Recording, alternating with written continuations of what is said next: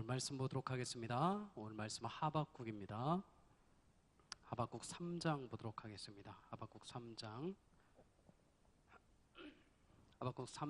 1절에서 4절입니다. 구약성경 1304페이지입니다. 하박국 3장 1절에서 4절까지 보도록 하겠습니다. 1304페이지 한 절씩 함께 읽도록 하겠습니다. 시기온옷에 맞춘 바 선지자 하박국의 기도라. 여호와여, 내가 주께 대한 소문을 듣고 놀랐나이다. 여호와여, 주는 주의 일을 이 수년 내에 부응케 하옵소서. 이 수년 내에 나타내시옵소서. 진노 중에라도 긍휼을 잊지 마옵소서. 하나님이 대만에서부터 오시며 거룩한 자가 바란 산에서부터 오시도다. 그 영광이 하늘을 덮었고 그 찬송이 세계에 가득하도다. 그 광명이 햇빛 같고 광선이 그 손에서 나오니 그 권능이 그 속에 감추었도다. 아멘. 오늘 이 저녁에 오신 여러분을 환영합니다. 오늘날 이 세상에서 벌어지는 사건과 또 돌아가는 상황들은 신자들로 하여금 많은 고민을 주고 또 질문거리를 안겨줍니다. 지구촌 곳곳에서는 테러와 또 지진과 기근과 그리고 인종차별 등으로 신음을 합니다. 뿐만 아니라 IMF 때보다 더 어려운 시기를 보내고 있는 우리 대한민국은 정치와 또 사회 속에서 불의와 악행이 비일비재하고 매일 아침마다 안타까운 사건의 소문들이 들려옵니다.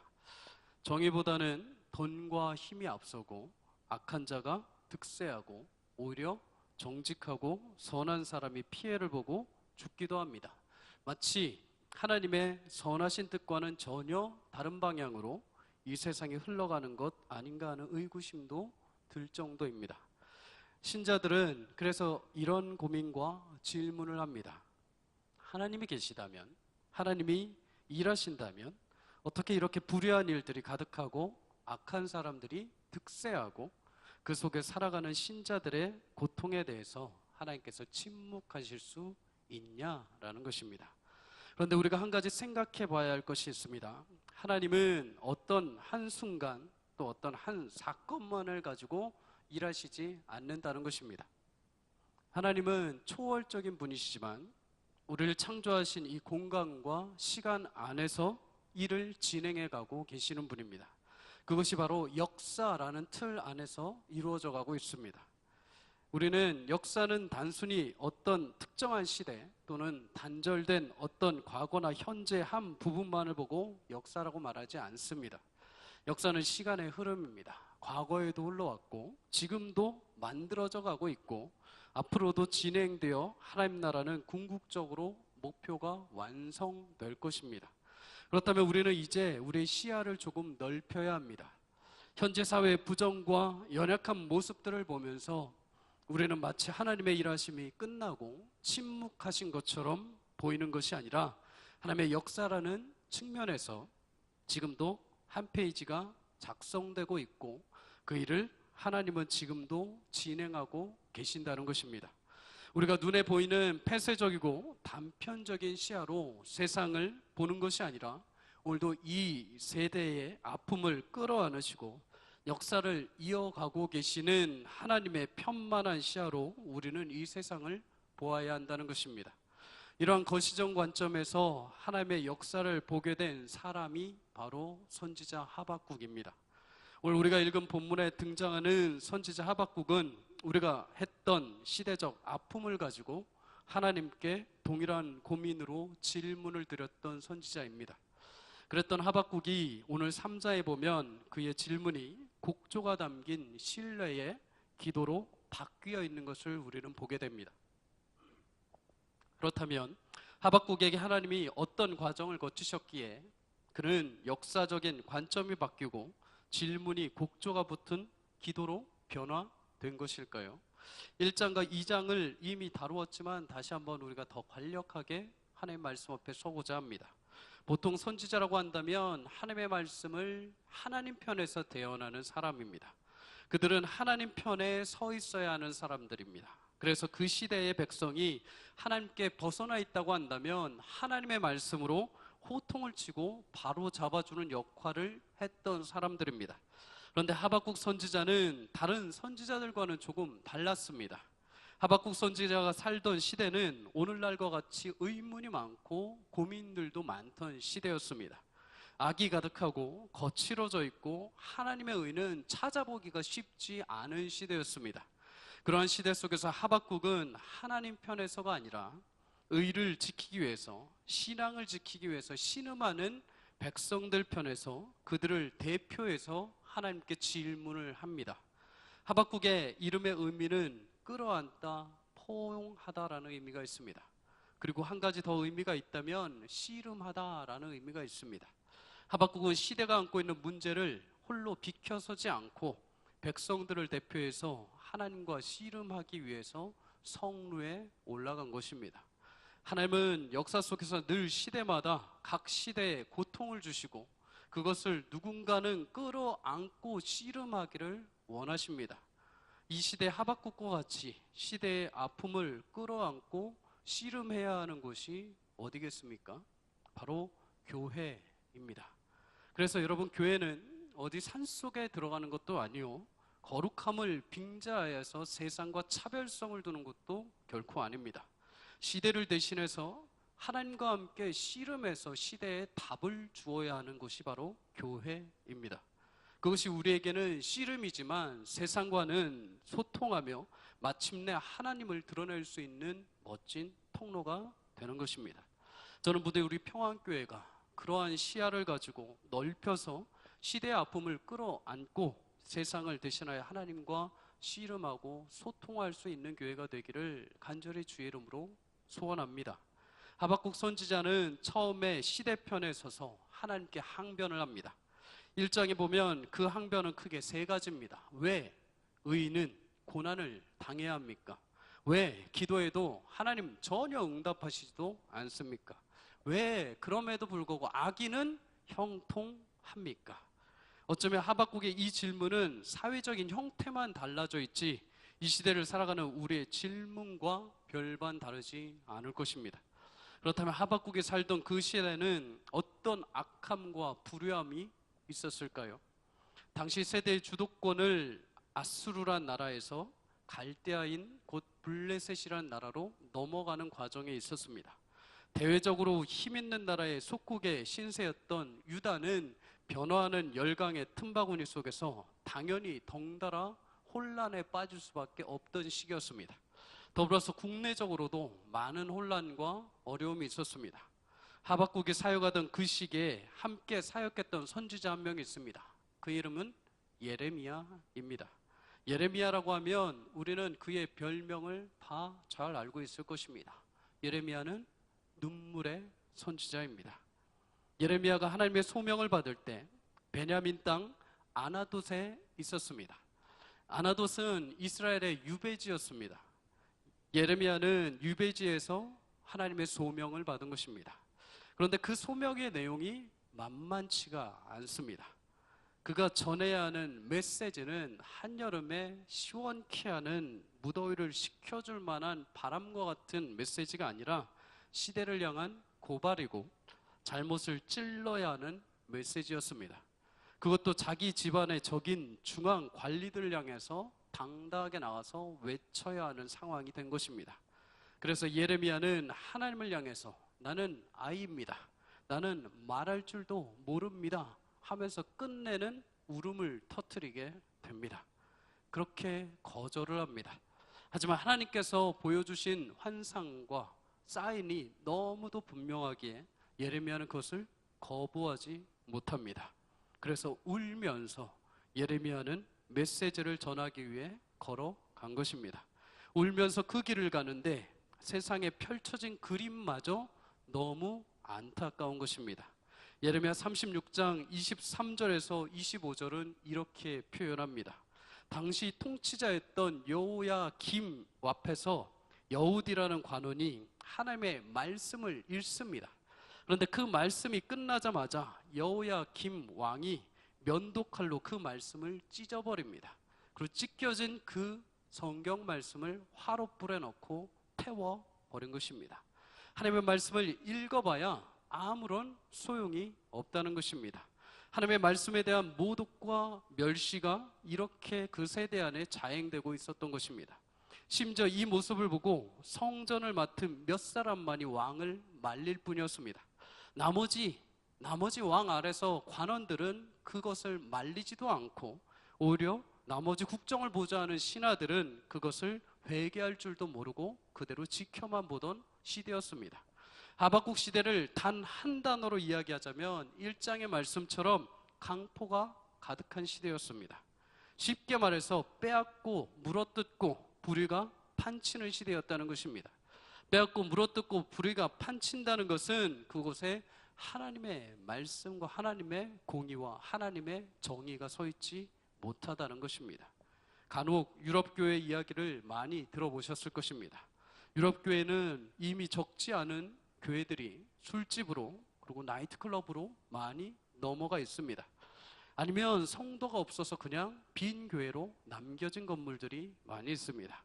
그런데 유럽교회가 그토록 허무하게 무너진 이유는 단 하나입니다. 바로 말씀의 권위가 실종되었기 때문입니다. 말씀의 권위가 실종되었다는 것은 다시 말해서 말씀이 이제 굳이 필요 없다는 것입니다. 성경이 하나님의 유일하신 말씀이다가 아니라 성경이 하나님의 말씀일지도 모른다라고 사람들이 이야기를 하는 것입니다. 만약에 말씀이 하나님의 말씀일지도 모른다라고 한다면 굳이 사람들이 말씀을 붙들 이유가 없습니다. 말씀에 대한 간절함과 권위가 사라지면서 다음 세대에게 굳이 성경을 알려줄 필요가 없게 된 것입니다. 그래서 그때 성경을 배우지 못한 아이들이 10년, 20년 후에 지금의 유럽 교회를 채우지 못하고 세상으로 흩어진 것입니다. 역대 모든 종교개혁가들이 일관되게 부르짖는 것이 하나 있습니다. 그것은 하나님의 말씀으로 돌아가자입니다. 이것저것 다 해보고 교재도 해보고 프로그램도 해보고 뭔가 색다른 것을 해봤는데 그것은 본질적으로 해결이 되지 않는다는 것입니다. 영혼의 구원의 감격과 기쁨에는 전혀 도움이 되지 않는다는 것입니다. 말씀에 깊이 있는 은혜가 각 심령을 덮고 말씀이 무지한 우리 인간을 이끌고 말씀을 통해 성령 앞에 순복할 수 있는 삶이 되지 않으면 신앙은 변질되고 무너지게 되어 있다는 것입니다. 어쩌면 우리 시대 가장 아픈 현실은 먹고 사는 문제가 아니라 말씀이 말씀으로서의 권위를 상실해가는 문제일지 모릅니다. 말씀의 권위 상실은 결국 교회를 무너뜨리고 다음 세대가 잃어지게 만드는 것입니다. 마틴 로이드 존스 목사님은 교회의 힘이라고 대해서 이렇게 정의를 합니다. 교회의 힘은 말씀인 메시지와 성령의 능력에서만 나옵니다. 사람은 인생에서 무엇인가 반드시 한 가지를 붙들고 그것에 권위를 두고 살아갑니다. 돈의 권위를 두고 있는 사람은 물질로 모든 것을 해결하려고 합니다. 돈으로만 이야기를 합니다. 그것이 내 인생을 이끌어가는 힘이 됩니다. 권력에 권위를 두는 사람은 힘만 이야기합니다. 힘으로 모든 것을 다 해결하려 하고 힘을 자랑합니다. 하지만 그리스도인은 말씀의 권위를 알고 말씀의 진정한 강력을 경험한 사람들입니다. 하나님의 말씀이 가지는 권위는 사람에게 취하신 것이 결코 아닙니다. 그분은 스스로에게 그 권위가 나온 것입니다. 누군가에게는 그것을 부여받은 적도 없으시고 누군가 그 권위의 정도를 판단하거나 함부로 하찮게 여길 수 있는 분도 결코 아닙니다. 하나님은 천지를 창조하실 때 그 말씀으로 만유를 창조해내셨습니다. 있으라, 종류대로 내어라, 생겨나라 했을 때 다른 어떤 것도 그 권위에 도전할 수 없었으며 그저 말씀하신 그대로 태어나고 만들어지고 생겨나야 했습니다. 창조의 능력이 있는 그 위대한 말씀의 권위 앞에 어두움조차도 아무것도 없던 무조차도 유로 만들어내줘야 했고 생명을 출산해내야 하는 역사가 일어난 것입니다. 그리고 지금도 그 말씀의 권위에 순종하여 온 우주의 역사가 지금도 흘러가고 있는 것입니다. 사랑하는 성도 여러분, 그리스도인이란 창조주 하나님과 아름답게 교제를 나누는 존재들입니다. 하나님의 임재라고 불리는 그 교제는 오직 성령께서 기록된 말씀, 즉 성경을 통해서만 일하실 때 하나님의 능력이 우리를 그분의 임재 안에 더욱 밀어 넣으면서 경험이 되는 것입니다. 주의 말씀은 그리스도인들에게 고난 중에 위로가 되며 살리는 것이 됩니다. 그래서 언제나 시편 119편 105절의 말씀처럼 그 말씀은 우리 신자들의 유일한 발의 등이며 우리가 가는 길에 빛이 될 수밖에 없는 것입니다. 믿음은 내 확신이나 내 기질적인 문제가 아닙니다. 하나님의 말씀의 권위의 기초에서 담대함이 나와야 하는 것입니다. 세상에 두려움이 없는 사람은 없을 것입니다. 그렇게 맞고 싸우는 격투기 선수들도 그렇게 맞고 얻어 터짐에도 매번 링 위에 올라갈 때마다 두렵다고 고백을 합니다. 만만치 않은 링과 같은 세상 앞에 두려움이 있음에도 우리가 당당하게 그 위로 오를 수 있는 것은 말씀이 주는 기초로 가능하기 때문입니다. 그 말씀을 부여잡고 혼란한 이 시대 가운데 여러분에게 용기가 있기를 소원하며 믿음이 발생하기를 소망합니다. 오직 말씀이 우리의 영혼을 살찌우고 오직 말씀이 여러분을 인도해 가실 것입니다. 말씀의 권위 앞에 순종하십시오. 말씀의 권위 앞에 하나님 앞에 성경을 피시고 잠잠하게 그의 뜻을 묻고 구하십시오. 시대가 악해져 있다고 한탄하지 마시고 하나님께서 이 시대 가운데 우리에게 주시는 지혜가 무엇인지, 이 시대 가운데 동일하게 반복되는 역사 속에서 우리가 무엇을 발견해야 할지 하나님으로부터 구하시고 하나님으로부터 능력 얻어서 이 세대 가운데 하나님을 향해서 믿음의 발걸음을 옮겨갈 수 있는 복된 하나님의 성도들 되시길 주의 이름으로 간절히 축원합니다. 말씀이 무너진 시대는 당연히 율법이 해이해지고 정의가 시행되지 못합니다. 악하고 불의한 모습이 하박국이 살던 시대를 덮고 있었습니다. 그래서 하박국은 답답한 마음에 하나님께 질문을 합니다. 어찌하여 내게 죄악을 보게 하시고 패역을 눈으로 보게 하십니까? 어찌 나에게 이런 악한 일을 보고 또 보게 하시냐는 것입니다. 분명히 이때까지 하박국은 삶의 현실적인 한 파트만을 보았습니다. 자신이 살아가는 시대의 모습을 분명히 보고 하나님께 질문한 것입니다. 그 시대는 사회적으로 악한 일 외에는 더 이상 아무것도 보이지 않는다는 것입니다. 그런데 하박국에게 하나님은 1장 5절에서 하박국의 표현을 이용해서 이렇게 말씀하십니다. 너희는 여러 나라를 보고 또 보고 놀라고 또 놀랄 것이다. 하박국은 지금 내가 본 것이 다입니다 라고 하나님께 반문하며 질문을 했습니다. 그런데 오히려 하나님은 거꾸로 말씀하십니다. 네가 본 것이 다가 아니다라는 것입니다. 이 말을 돌려서 말하면 너가 본 게 정말 진짜냐? 정말 네가 지금 제대로 봤냐라는 것입니다. 너는 눈에 보이는 현실만 보고 그것이 마치 역사의 끝이라고 판단하고 나에게 질문하는데 아직 네가 보지 못한 게 남아 있다라는 것입니다. 이제 미처 보지 못한 것을 내가 너에게 보여주겠다는 것입니다. 사람은 자기 눈에 보는 것이 전부인 양 생각합니다. 하지만 사람이 눈으로 보는 것이 전부가 결코 아닙니다. 그 본 것으로 인해서 오히려 우리는 나머지를 다 놓치는 경우가 있습니다. 하나님은 하박국이 현실적인 눈으로 바라본 역사의 틀을 다른 관점에서 넓혀주십니다. 그런데 그 넓혀주신 틀에서 가장 먼저 무엇을 보게 하십니까? 열심히 하박국이 애통하며 질문했더니 하나님이 툭툭 치시면서 야, 그거 말고 하나가 더 있어 라고 말씀하시는데 그것이 무엇이냐면 1장 6절의 말씀처럼 자기들의 힘을 의지하는 강력한 바벨론을 일으켜서 이제 이스라엘을 심판하시겠다는 것입니다. 안에서는 하나님의 말씀을 면도칼로 찢는 상황인데 외부적으로는 아수르의 역사적 무게가 짓누르는 상황 속에서 하나님은 교만한 바벨론 사람들을 일으키셔서 완전히 유다를 망하게 하시겠다는 것입니다. 물론 하박국은 이 일로 인해서 그의 신앙이 흔들리거나 믿음이 흔들리지는 않습니다. 올해 1장 12절 하반부에서 하나님의 그들을 들어 우리를 심판하신다 하더라도 우리가 결코 끝장나지 않을 것을 나는 믿음으로 고백합니다 라고 말합니다. 하나님께서 우리의 반석이시기 때문에 우리는 결코 흔들리지 않을 것입니다. 다 아는데 어떻게 눈이 정결하신 분이, 악을 참아보지 못하시고 패역을 참아보지 못하시는 분이 거짓된 자들을 방관하시고 악인이 자기보다 의로운 사람을 삼키는데도 잠잠히 계실 수 있겠냐는 것입니다.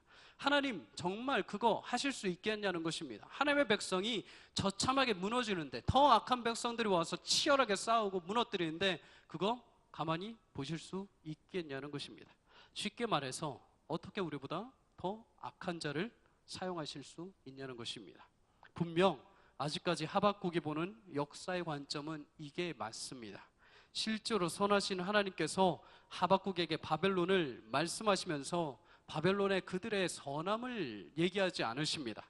오히려 바벨론을 향해서 사납고 두렵고 무서우고 강포를 행하며 왕들과 방백들을 조소하고 비웃고 자기들의 힘을 의지하는 교만한 자라고 표현을 하시면서 유다보다 분명히 더 악한 측면을 말씀하십니다. 그러기에 하박국은 악한 유다보다 더 악한 바벨론이 심판의 도구로 사용되는 것은 말이 되지 않는다라는 것입니다. 하나님의 속성에 있어서도 결코 맞지 않는다는 것입니다. 여러분, 이것을 거꾸로 되돌려 쉽게 말하면 이런 의미입니다. 차라리 유다보다 더 선한 나라, 더 하나님 말씀 앞에 온전하게 서 있는 신실한 나라가 만약에 우리를 쳐들어와서 심판한다면 그것은 납득하겠다는 것입니다. 그것은 우리가 인정하겠다는 것입니다. 이것이 여러분과 제가 가진 관점이고 하박국이 가진 관점입니다. 우리는 우리 입장에서 정의와 선을 결론 내립니다. 그것은 눈에 보이는 정도의 차이로 나타납니다. 그래서 나보다 선한 사람은 나보다 잘되고 그를 통해서 나를 혹시라도 비추어 보고 나를 혹시라도 훈계한다면 그것은 내가 괜찮다는 것입니다. 왜냐하면 나보다 선하기 때문입니다. 나보다 잘났기 때문입니다. 그런데 반대로 나보다 악한 사람이 잘되고 나보다 악한 사람, 모난 사람이 나를 향해서 고난을 준다면 나는 그것을 받을 수 없다는 것입니다. 내가 생각하고 인간적인 생각에서의 정의와 선은 그것이 합당하지 않다는 것입니다. 그런데 하나님의 역사 속에서 정의와 선은 우리 인간의 그런 얄팍한 관측을 뛰어넘으십니다. 그것은 어느 누군가의 선의 수준으로 판단되지 않습니다. 누가 누구보다 선하니까, 누가 누구보다 정의로우니까 위에서 아래로 물이 흘러내려가는 것처럼 단계를 밟아서 위에 있는 사람이 아랫사람에게 도구로 사용되는 그런 이치가 결코 아닙니다. 아랫사람이 위에 사람을 위해서 도구가 되기도 하고, 가난한 자가 부한 자를 위해서 도구가 되기도 하고, 악한 자가 선한 자를 위해서 도구가 되기도 하고, 낮은 자가 높은 자를 위해서 도구가 되기도 하는 것입니다. 하나님께서 역사를 이루어 가시는 방법 속에 이것이 선한 도구냐, 이것이 악한 도구냐는 중요하지 않습니다. 이것이 누구를 위해서 어떻게 사용되는 도구냐, 그 의미가 중요한 것입니다. 심판하시고 경계하시는 하나님 입장에서는 사실 도구가 의미 있지 않습니다. 도구를 통해서 훈련하시고 연단하시고자 하는 그 대상이 중요한 것입니다. 결과적으로 우리가 이미 다 알다시피 예레미야를 통해서 하나님은 70년을 말씀하신 후에 이스라엘을, 유다를 바벨론에서 돌아오게 하십니다. 이 역사를 위해서 하나님은 아수르가 무너지고 바벨론이 뜨게 하시는 강대국의 세력 재편을 이미 그려가고 계신 것입니다. 그리고 악하고 악한 바벨론을 통해서 유다를 심판하신 것입니다. 사람의 눈으로 보면, 하박국의 눈으로 보면 분명 악한 자가 의인들을 치는 말도 안 되는 심판이지만, 하나님의 역사 관점에서 보면 하나님은 그의 백성들을 위한 구원의 그림을 세대 개편 가운데 이미 그리고 계셨으며 바벨론이라는 도구를 통해서 그 역사를 완성하신 것입니다. 물론 이 관점을 이해하기 위해서 하박국에게는 한 가지 더 분명한 확실한 하나님의 응답이 하나 필요했습니다. 하박국은 이 질문을 끝으로 파수꾼이 성루에 언제 적군이 올지 모르는 그 경계를 하는 것처럼 하나님의 말씀과 응답을 기다리며 성루에 서게 됩니다. 성루에 서서 어떻게 하나님 더 악한 자가 더 선한 자를 칠 수 있습니까? 라는 질문에 답을 기다립니다. 하박국에게 하나님께서 2장 2절에 답을 주십니다. 너는 이 묵시를 기록하며 판에 명백히 새기되 달려가면서도 읽을 수 있게 하라. 달려가면서도 읽을 수 있게 하라는 것은 그만큼 하나님께서 지금 알려주시고자 하시는 소식이 너무도 놀라운 소식이기에 듣자마자 이 소식을 전해야 하기 위해서 달려갈 수밖에 없을 정도로 위대한 소식이라는 것입니다. 그렇다면 지금까지 하박국의 고민과 궁금증을 해결할 만한 놀라운 소식, 곧 하나님께서 하박국에게 전해주신 엄청난 소식은 여러분 무엇이겠습니까? 1차적으로 본다면 악한 도구로 사용되는 바벨론을 하나님께서 반드시 무너뜨리신다는 것입니다. 시대가 포악하고 악이 승리하는 것처럼 보이지만 결국 그들은 하나님의 백성을 위한 도구일 뿐이며 그 사명이 끝나면 반드시 행한 죄악에 따라 심판을 내리시겠다는 것입니다. 그런데 2장 후반부에 보면 하나님께서 바벨론의 죄악상을 낱낱이 세세히 다 알고 계시는 것을 우리는 보게 됩니다. 거짓되고 교만하고 가만히 있지 않고 족한 줄을 모르고 자기 소유 아닌 것을 모으고 사람의 피를 흘리고 부당한 이익을 취하고 불의로 성읍을 건축하고 이웃에게 술을 마시게 하고 수치를 가하고 세운 우상을 만드는 죄악, 그 모든 것에 대해서 하나님은 세세히 하나하나 다 기억하시고 그것에 대해서 반드시 바벨론을 심판하시겠다는 것입니다. 악한 자들의 기본은 속이는 것입니다. 하지만 하나님은 그 속이는 곳에 결코 속지 않으시는 분입니다.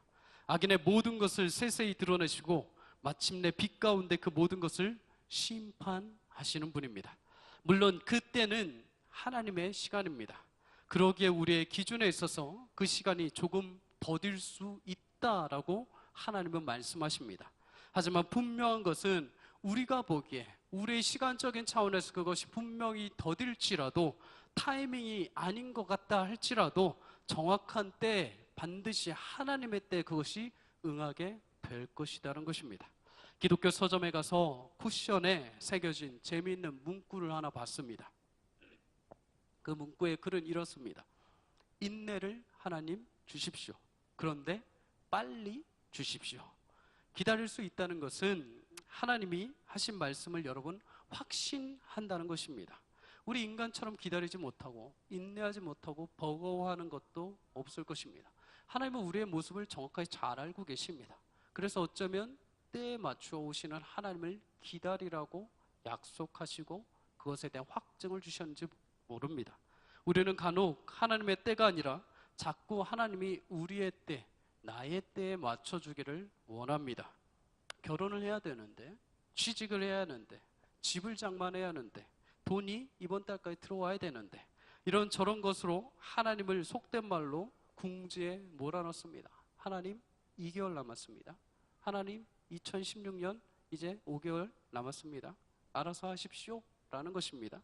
그런데 우리는 그렇게 자꾸 타협을 하려고 합니다. 그런데 하나님은 결코 우리에게 타협해서 지시면 안 됩니다. 여러분, 왜냐하면 우리가 생각할 때 우리가 생각하는 베스트는 최상이 아니기 때문입니다. 하루에도 수십 번 고민하고 수십 번 헷갈리고 수십 번 결정하는 것이 바로 우리들입니다. 결정하고 나서도 이것이 맞나 틀리나 하고 뒤돌아보는 것이 바로 우리 연약한 인간의 생각입니다. 만약 그런 우리의 생각대로 하나님께서 뜻하신 바를 이루어 가신다면 세상과 인생은, 역사는 혼란 속에 들어가는 것입니다.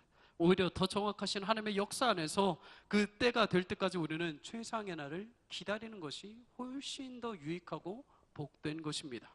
분명한 것은 예수님이 때가 차서 오신 것처럼 우리에게 행하시는 일도 때가 차야 한다는 것입니다. 하나님이 정하신 시간, 때가 참에 하나님이 그 아들을 보내신 것처럼 하나님이 정하신 그 때가 될 때 우리에게 구원이 임하고 은혜가 임하고 마침내 악을 심판하시고 그 역사의 궁극적인 완성을 이루게 되는 것입니다. 그래서 하박국 2장 4절에서 너무도 잘하는 말씀이 우리의 삶에 주어져 있습니다. 의인은 믿음으로 살리라. 믿음이라는 것은, 믿음으로 산다는 것은 정의가 아닙니다. 성경은 믿음은 이렇다라고 정의를 내리지 않습니다. 이론을 말하지 않습니다. 믿음으로 산다라고 삶으로 이야기를 합니다. 행동으로 이야기를 합니다. 삶이라고 이야기를 합니다. 다윗은 내가 주의 목전에서 쫓겨났을지라도 다시 주의 전을 바라보겠습니다 라고 고백합니다. 다윗이 이렇게까지 쫓겨나면서까지라도 주의 은혜를 구한 것은 주를 향한 믿음이 있었으며 동시에 역사가 주의 손에 달려있음을 분명하게 알았기 때문입니다.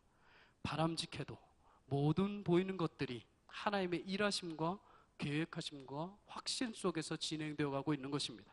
역사 속에 나타나는 하나님의 목적이라는 큰 흐름은 우리의 시간과 우리 안에 벌어지는 사건과 현장과 결코 분리되지 않습니다. 결국 하박국은 하나님과 질문과 대답을 하면서 이 관점을 확인하게 됩니다. 하나님께서 그 수많은 질문 속에 답을 주시면서 하박국을 통하여서 이런 관점을 허락해 주신 것입니다. 그래서 처음에는 질문을 했던 하박국의 태도가 이제는 노래에 맞추어 기도하는 입장으로 뒤바뀐 것입니다. 처음에는 사람들 백성의 입장에서 긍휼을 생각하면서 하나님 이것이 어떻게 이렇게 됩니까? 라고 섰던 하박국이 하나님의 기쁜 역사와 그 뜻을 알게 되자마자 이제 하나님 편에서 백성들을 향해 하나님의 역사가 이렇게 이루어져 가고 있다라면서 기도를 시작한 것입니다. 그 기도 가운데 하박국은 이런 고백을 합니다. 주의 일을 이 수년 내에 부흥하게 하시옵소서. 우리는 부흥이라고 말하면 외형적으로 자꾸 생각을 합니다. 숫자적인 의미로 생각을 합니다. 하지만 성경에서 부흥이라고 하는 것은 생명의 회복, 생명이 다시 살아나는 것입니다. 다시 말해서 사람으로 하여금 생기가 돌게 하는 것입니다. 비록 우리 인생의 상황은 죽을 수밖에 없는 상황이라 할지라도 그것을 놀랍게 넘어 현실 속에서 찾아오시는 하나님의 은혜를 내가 이제 구한다는 것입니다. 속히 주님 그 일을 행하시옵소서라는 믿음의 고백을 하박국이 마무리하고 있는 것입니다. 이전에는 지금 당장 우리를 건져주셔야 했던 고백이 하박국은 이제 자신과 유다 민족을 하나님께 맡겨드리며 우리가 심지어 무너지고 잡혀갈지라도 구원하실 하나님의 역사 구원자로 오실 예수 그리스도를 우리가 믿기에 이제는 죽어도 끌려가도 하나님 괜찮습니다 라는 고백이 이루어지는 것입니다. 사랑하는 성도 여러분, 우리의 온전한 치료자는 하나님이시며 오실 예수 그리스도이십니다. 우리는 기도할 때 이거냐 저거냐 문제 아니면 있고 없고의 문제로 자꾸 싸움입니다. 그런데 하박국 선지자가 이 노래에 담고 싶어하는 것은 내가 처음에 그랬다는 것입니다.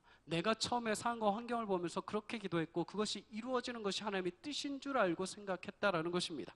그런데 막상 하나님께서 보여주신 회복의 구원과 약속의 메시지를 내가 보니까 지금 당장 우리가 망하고 끝나는 것은 중요하지 않다라는 것입니다. 하나님의 역사를 보면 우리의 한 인간의 측면은 지극히 작아 보인다는 것입니다.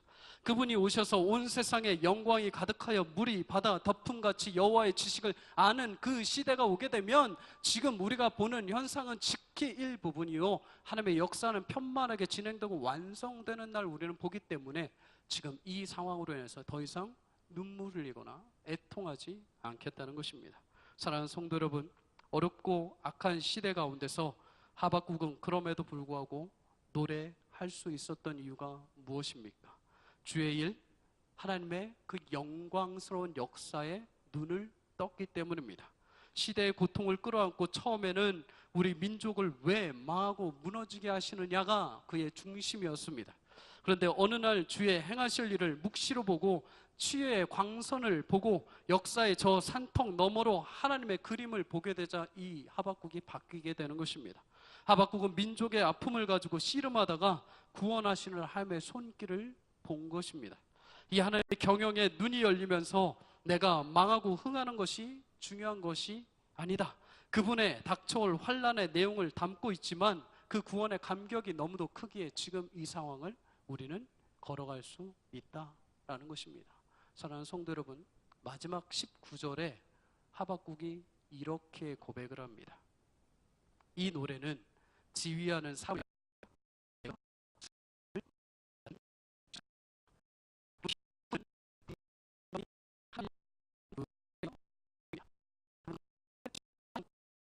기도입니다. 곡조가 담겨 있는 기도입니다.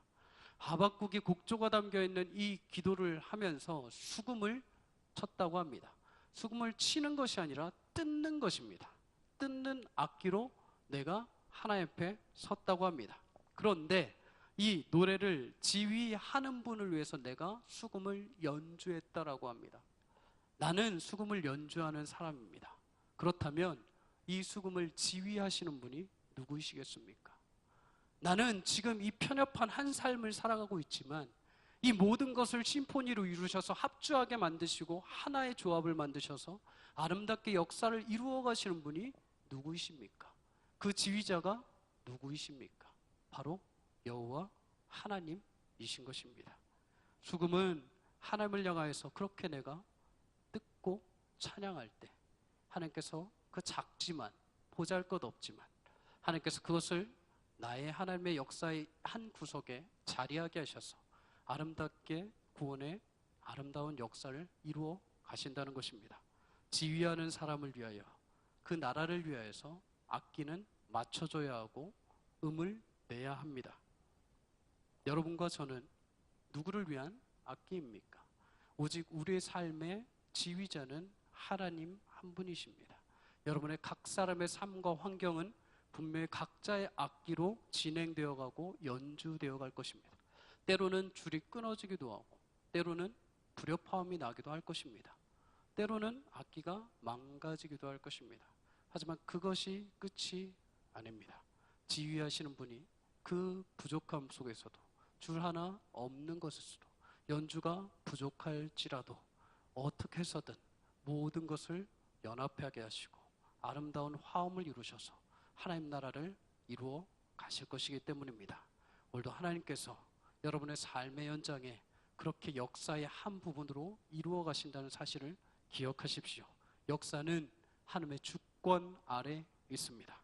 역사는 하나님의 시간표를 따라 운행되어 가고 지금도 그 계획을 따라 걸어가고 있습니다. 오직 하나님 나라를 위해서 그 역사가 이루어져 가고 있다는 사실을 기억하시면서 오늘도 여러분에게 주어진 삶의 현장에 악한 일이든 여러분에게 이해가 되지 않는 일이라 할지라도 그 삶의 부분을 이루어서 역사의 길을 연장해 가시는 하나님을 신뢰하시면서 멋지게 믿음의 의인처럼 당당하게 믿음의 삶을 걸어가시는 복된 하나님의 백성들 되시기를 주의 이름으로 간절히 축원합니다. 이제 함께 우리 찬양하고 함께 기도하도록 하겠습니다.